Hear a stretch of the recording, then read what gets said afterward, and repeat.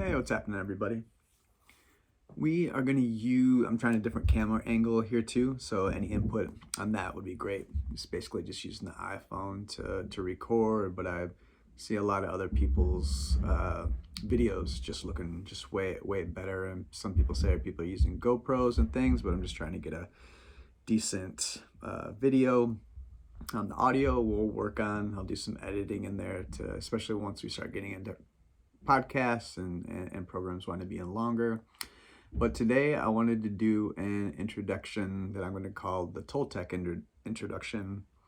And we're going to be talking about the work of Carlos Castaneda. We're going to be talking about the influence on me. And to definitely talk about, there's all kinds of controversy surrounding Castaneda. So Castaneda has been, at least his work has been around for a long time. I think he passed away around 1993, 97. So you'll have a lot of people who, when they hear that name, they light up because it has such a big influence and positive influence on their life. And then other people, they'll, just be really, or think that Carlos is full of shit or it was all lies or whatever. So I'm going to try to do my best to help out with that. I'm actually going to I've started going back over all of the books themselves. So we'll do this in some format, at least like a book at a time. A lot of people may not know there's a lot of other apprentices who wrote books. I've met at least one of them back in the day when Carlos was still around. I was at a tensegrity workshop, so I've also seen a number of them, seen Carlos and seen his crew. But I think it's really going to help as far as context to, on the one hand, talk about my own personal experiences and meeting one of Don Juan's apprentice, who is a woman. Her name is Marilyn, or it was a pen name, I'm pretty sure, but she went by Marilyn Tunishend. So I'll be going through her books. I'm going to go through everyone's books, including, I believe it's his daughter who wrote a book about a lot of the negative things that happen. So, we'll talk about these things because there's a really beautiful saying in shamanism to where basically a shaman looks crazy because they're trying to explain extraordinary things in an ordinary way. And so what we're looking for in life is to strike a balance in this. So if we're having these experiences or we're having these experiences that we can't understand or that people think we're crazy, how do we ground that? How do we deal with this reality that we're experiencing whether it's UFOs or spirits or whatever, these things are happening, but we're still in the world and we got to pay our bills and take care of our family. How do we balance these things? So I'll be sharing a lot of personal stuff on this as well, but I just felt inspired to start this video and specifically giving it this name Toltec as far as the lineage is concerned. Knowing that that's my own lineage, because as far as planet Earth is concerned, what I've experienced as far as like the depth and what's answered most of my questions, and I would say I've been initiated by life itself, that lineage is what I resonate with on planet Earth, and I'll talk about those differences. In the Toltec tradition, they don't really talk about chakras, which I always found very interesting when I talked to it. Like, I resonate and I've experienced as far as yoga and the nadis and these different things, and so I think whether they're real or not, as far as the chakra system, I think there's a much more expansive list of energy centers. When I look at the Chinese medicine, they seem to expand on this a little bit more or resonate a little bit more.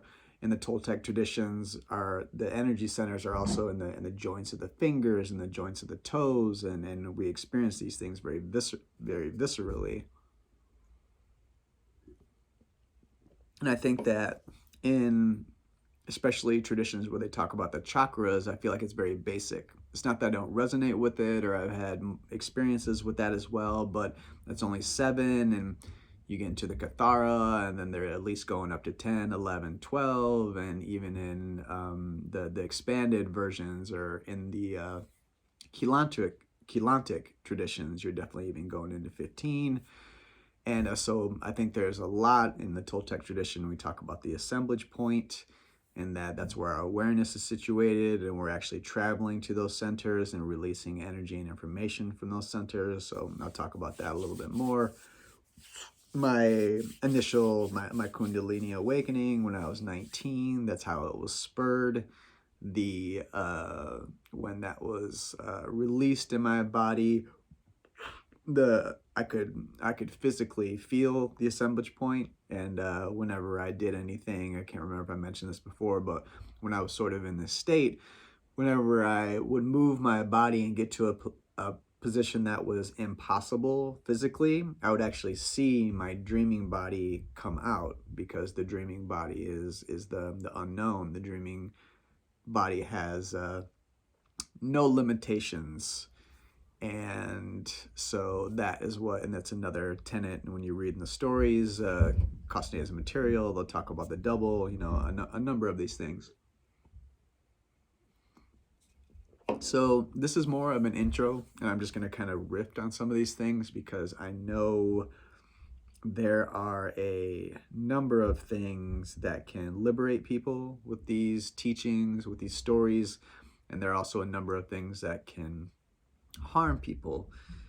If you ever got to hear Carlos, not only in his books but live, you will definitely know, and there's plenty of reports that he definitely didn't have it all figured out.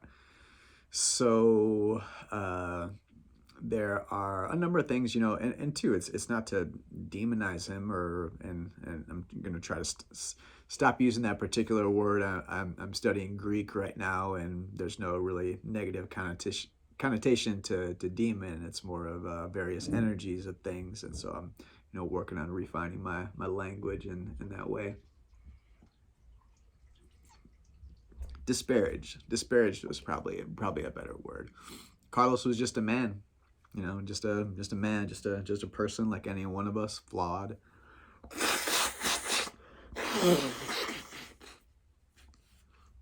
And but I love him, I honor him.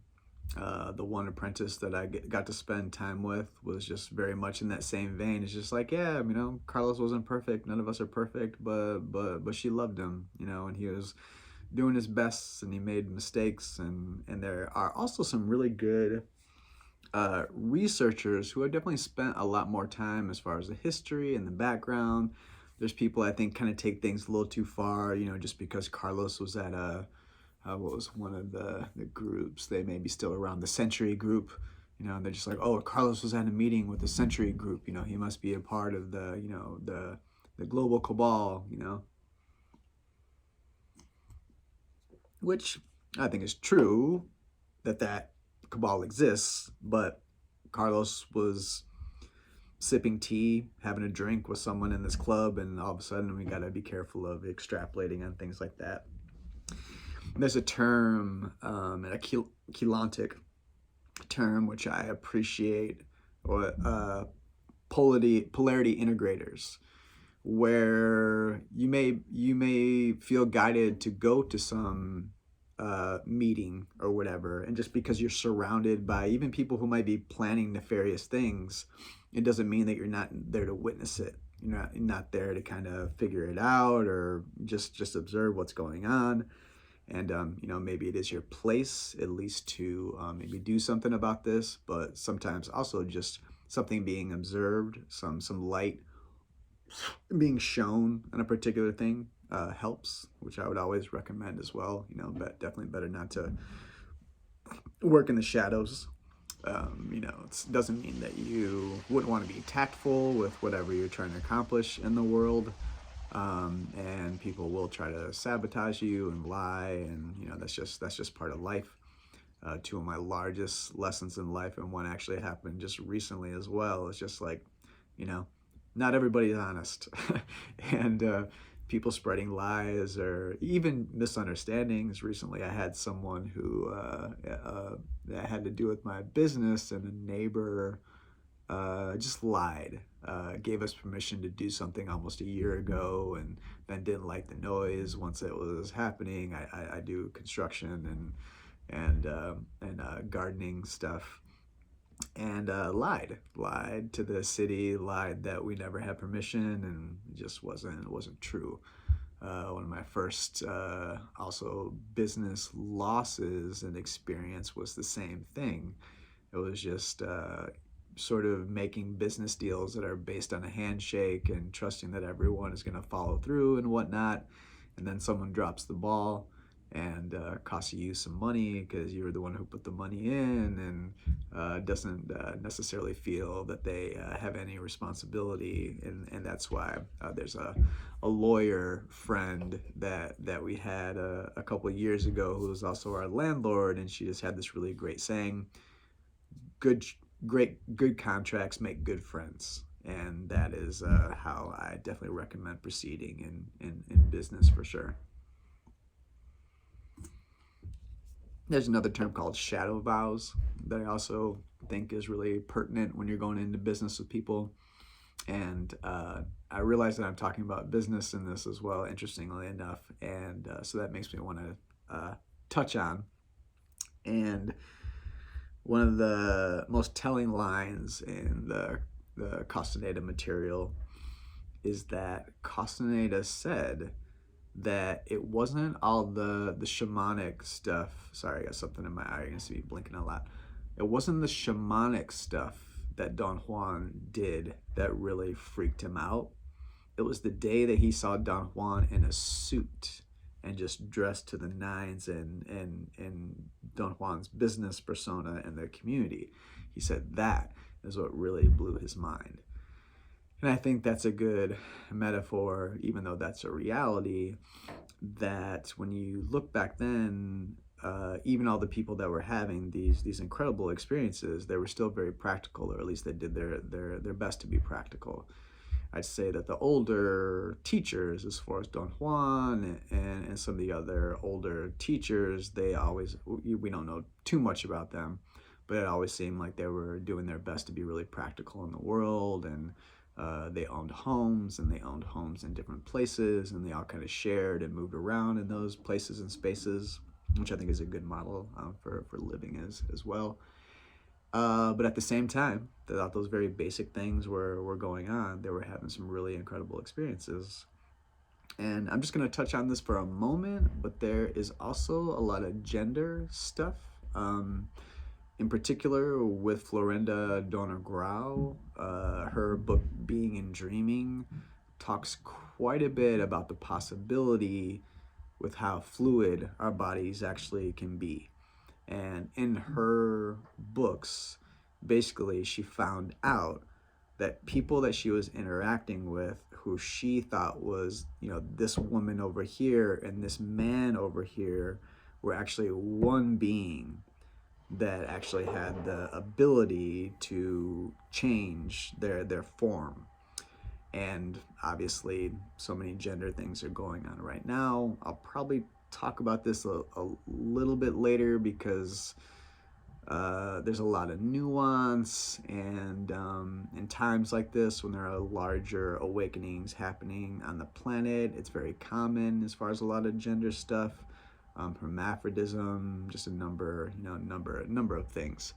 But I want to touch on that at some point, because there are practical and scientific and these things, that are bona fide and real, and there's obviously politics and psychosis and dysphoria and all these other things going on. And so it helps to find the balance in that and find out what's true and what is not.